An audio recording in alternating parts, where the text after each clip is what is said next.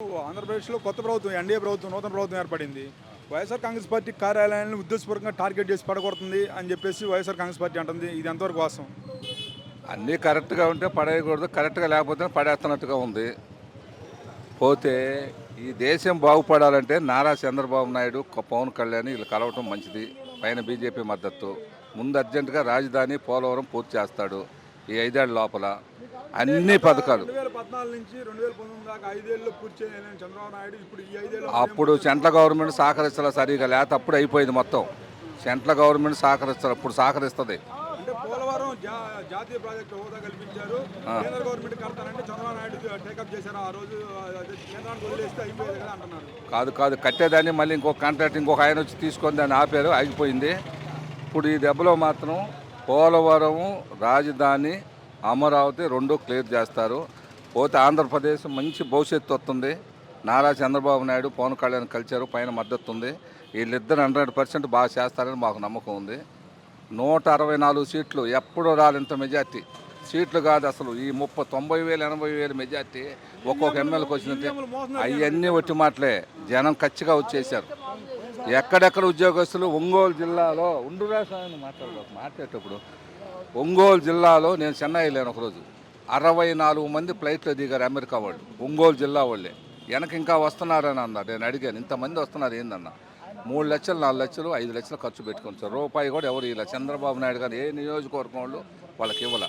వచ్చి స్వచ్ఛతంగా వేసిపోయి రోడ్లు. పోతే కొంతమంది కొద్దిోళ్ళు పాపం అన్నం తెచ్చుకొని రైళ్ళలోనే, ఏది హైదరాబాద్ నుంచి కావచ్చు, బెంగళూరు నుంచి కావచ్చు, ఇటు చెన్నై నుంచి అయినా తిని సరిగా ఏసీలు ఉండి లేక కూడా వచ్చి బ్రహ్మాండంగా స్వచ్ఛతంగా వేసిపోయారు. వాళ్ళు ₹1 తీసుకోవాలా నియోజకవర్గంలో. వాళ్ళు బాగా సహకరించారు. వాళ్ళకి మాత్రం గవర్నమెంట్ బాగా సహకరించాలి.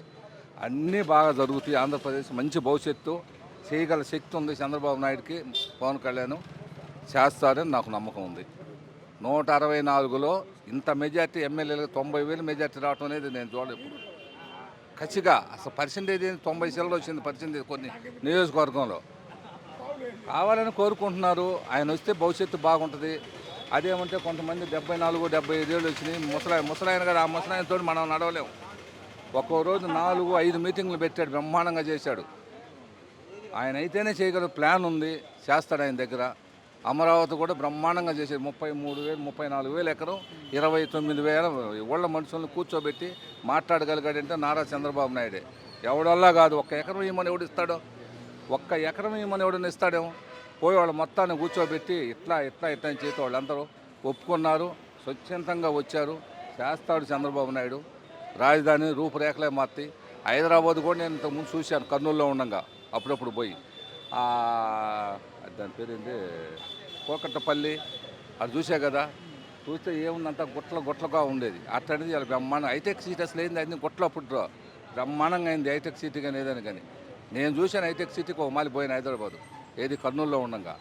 ఏదైనా చంద్రబాబు నాయుడు వచ్చాడు, ఇతను బ్రహ్మాండంగా ఉండదు ఆంధ్రప్రదేశ్. ఏ ఇబ్బంది లేదు. రాజధాని పోలవరం 2 పూర్తి చేస్తాడు. 164 సీట్లు స్వచ్ఛందంగా వచ్చి జనం వేశారు. ఈబీఎం లేదో మార్పు ఇది ఏదో అంటున్నారు. అవన్నీ ఒట్టి మాటలే. ఆయనే కావాలి.